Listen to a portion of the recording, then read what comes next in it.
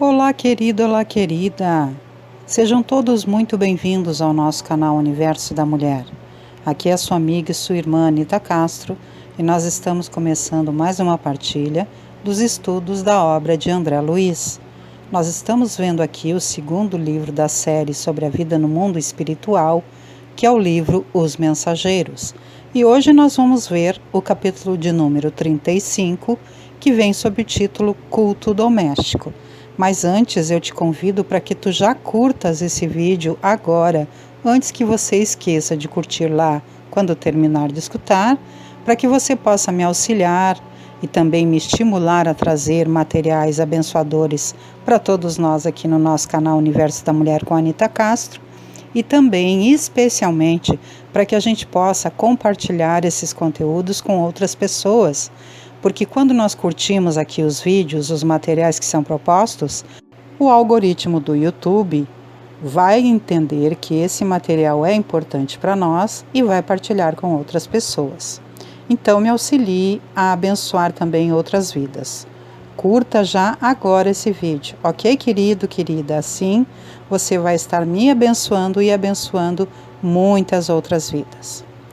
Vamos então à nossa leitura e posteriormente eu trago breves comentários.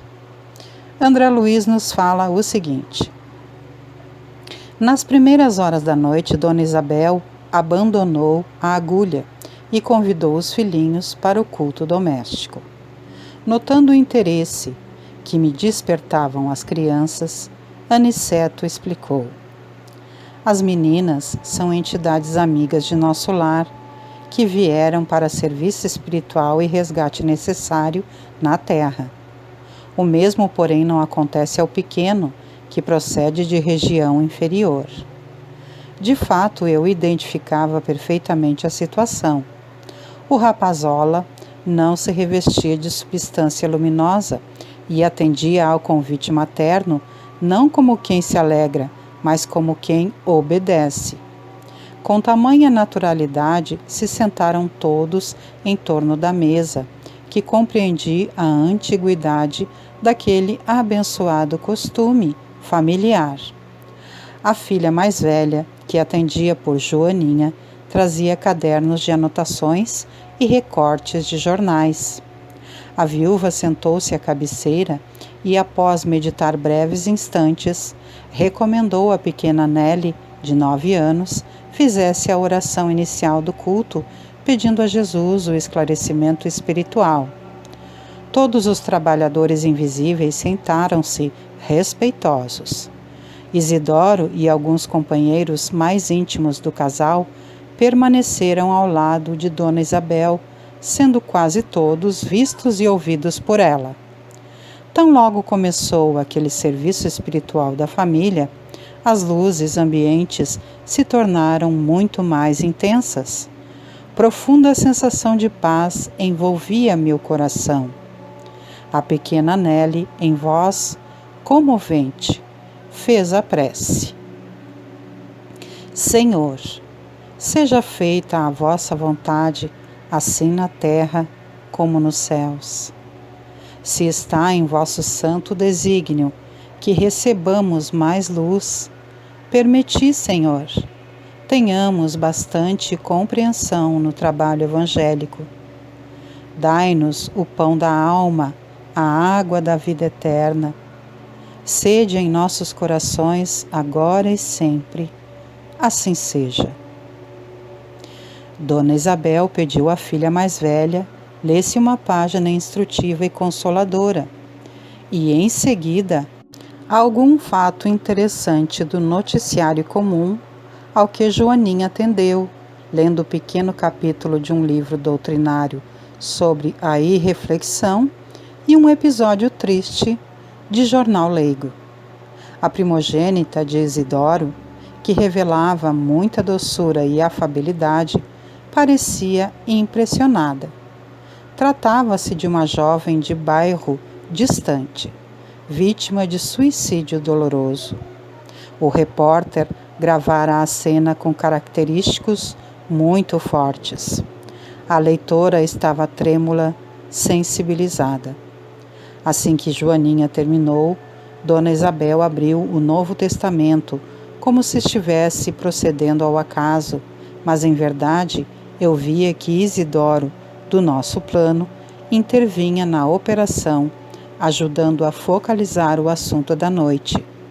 A seguir fixou o olhar na página pequenina e falou: a mensagem, versículo de hoje, meus filhos, está no capítulo 13 do Evangelho de São Mateus. E lendo o versículo 31, fê-lo em voz alta. Outra parábola lhes propôs, dizendo: o reino dos céus é semelhante ao grão de mostarda, que o homem tomou e semeou no seu campo.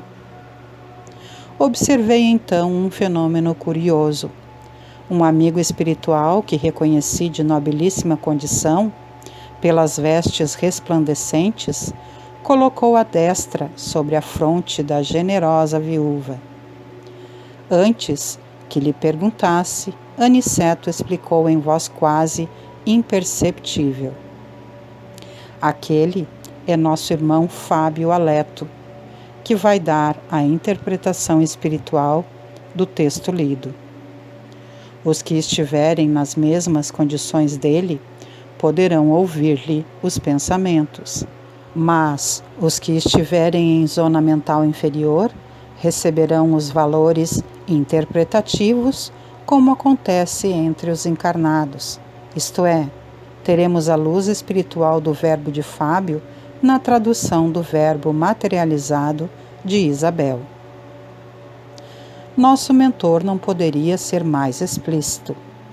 Em poucas palavras, fornecera-me a súmula da extensa lição. Notei que a viúva de Isidoro entrara em profunda concentração por alguns momentos, como se estivesse absorvendo a luz que a rodeava.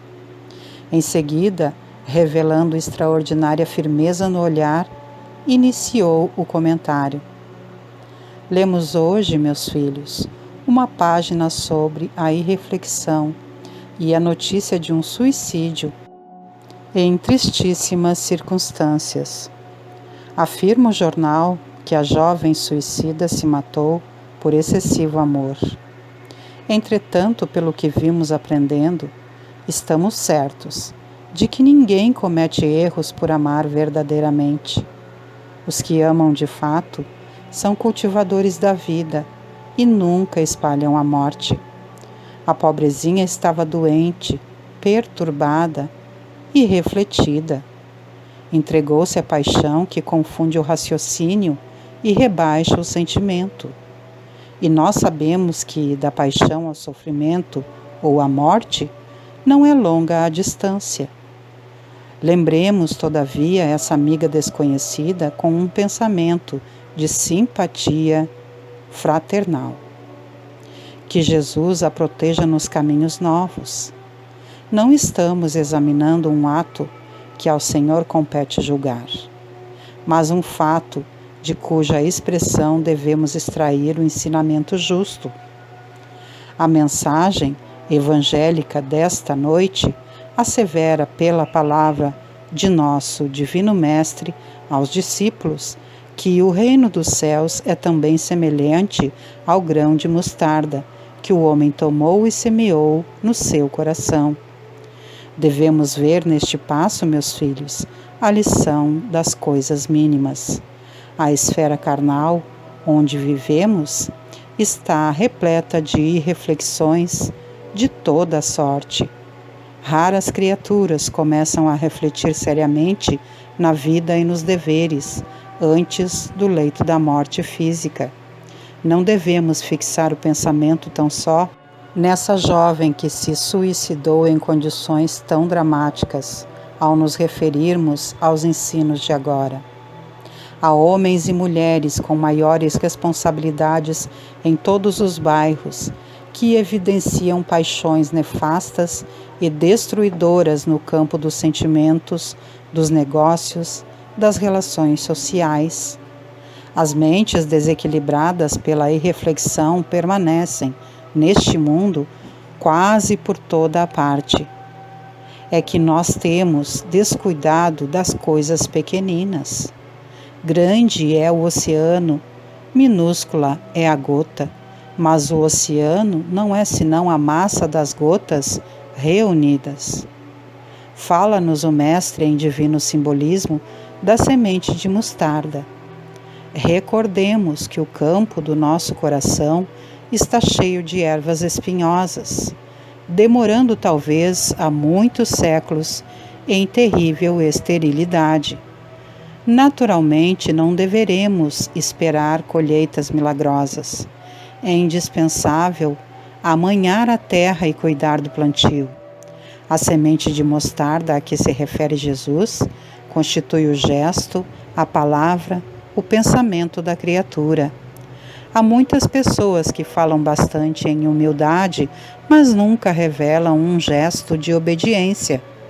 Jamais realizaremos a bondade sem começarmos a ser bons.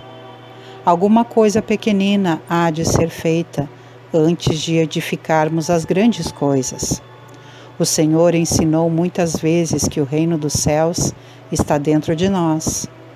Ora, é portanto em nós mesmos que devemos desenvolver o trabalho máximo de realização divina, sem o que não passaremos de grandes irrefletidos.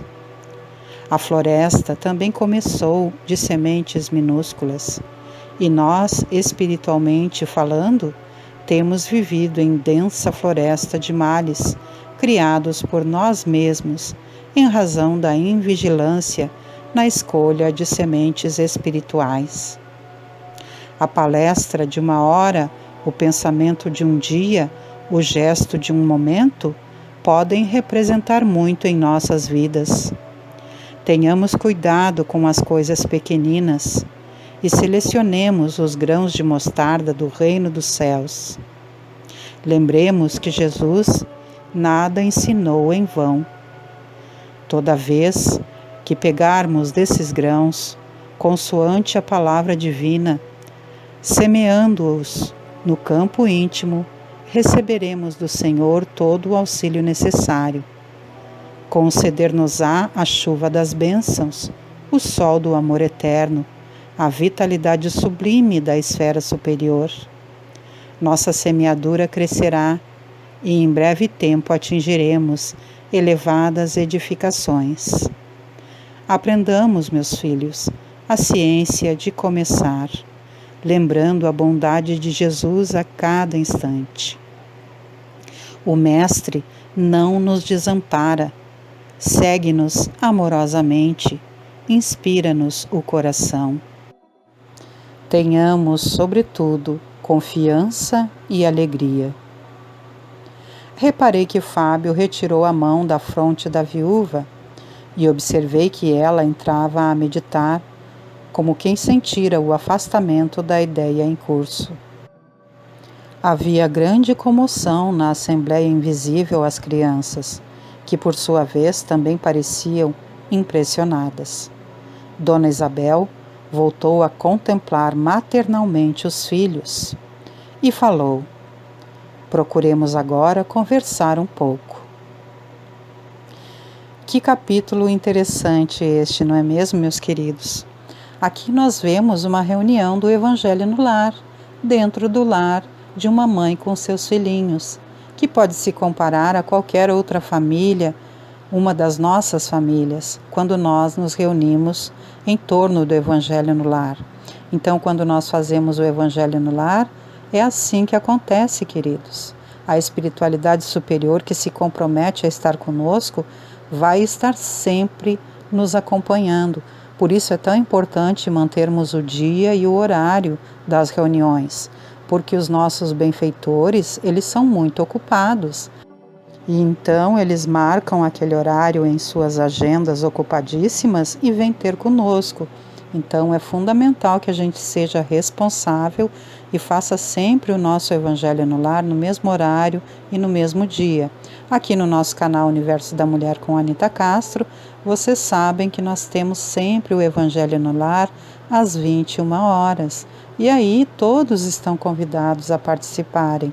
E aí posteriormente também do nosso evangelho aqui, vocês podem escutar novamente a palavra ou logo após escutarem a palavra e fazerem as orações aqui comigo, vocês podem posteriormente comentar entre vocês em casa, para que essa energia se espalhe ali no ambiente e também cada um possa participar dentro do seu lar.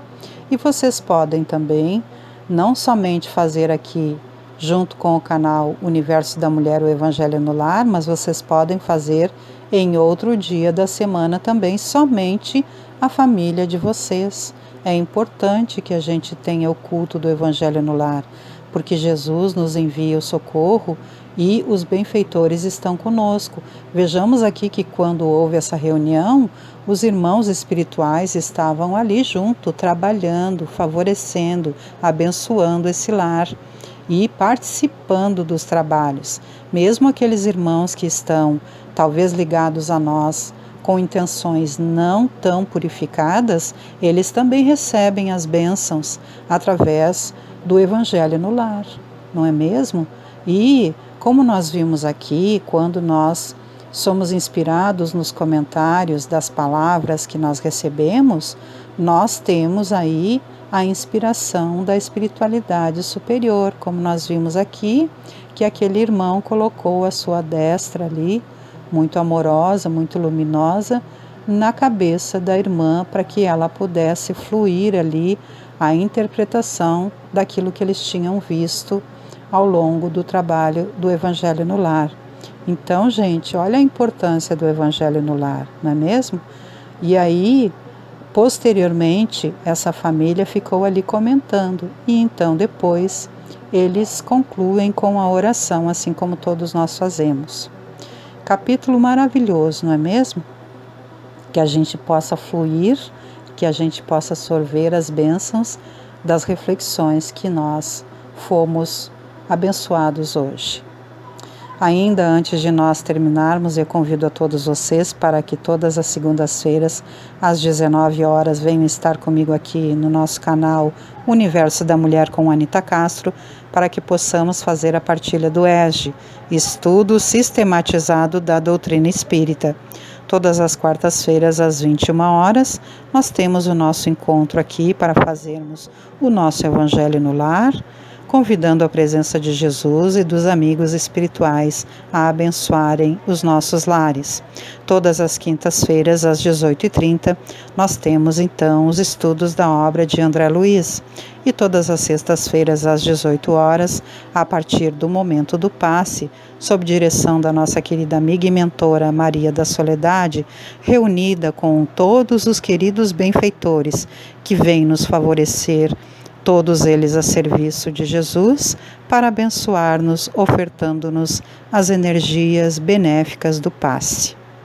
Assim sendo, meus queridos, com uma singela oração me despeço, desejando que Deus, nosso Pai querido e amado, Jesus, nosso Mestre, muito companheiro fiel sempre conosco, que Maria Santíssima, nossa mãezinha amorosa, e que os nossos benfeitores espirituais continuem, como eles sempre fazem, nos abençoando os caminhos e nos estimulando à prática do bem, e que nós estejamos atentos a esses convites abençoadores, às intuições do bem, e que nós façamos práticas de tudo aquilo que nós temos aprendido no nosso dia a dia, para que sejamos assim abençoados no nosso caminho de evolução. E que assim seja.